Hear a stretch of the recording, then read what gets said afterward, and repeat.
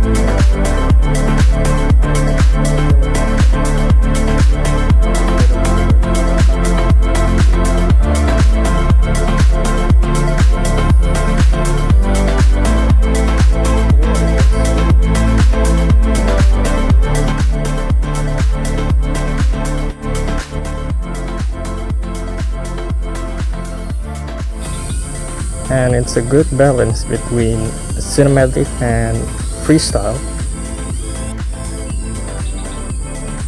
You can do some smooth moves, but you can also do some tricks.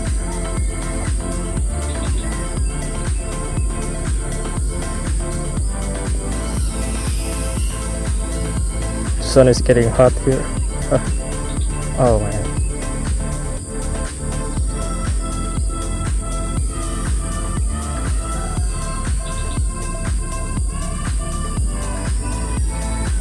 Oh, the battery is getting lower.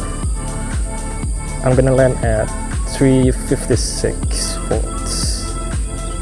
It's usually how much better voltage I'll land there. Still safe to go. It's enough for the full throttle. Gonna take a chill cruise.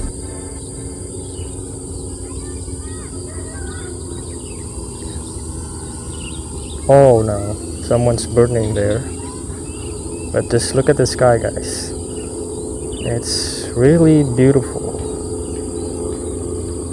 Sadly, there's smoke there. Oh man. I think I heard a plane here. Shouldn't go too high. Oh my god.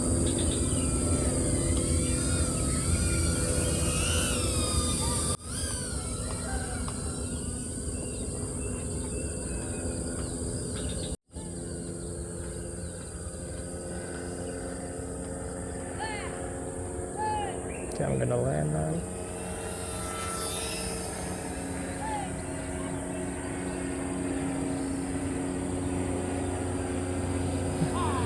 Misi ya Pak?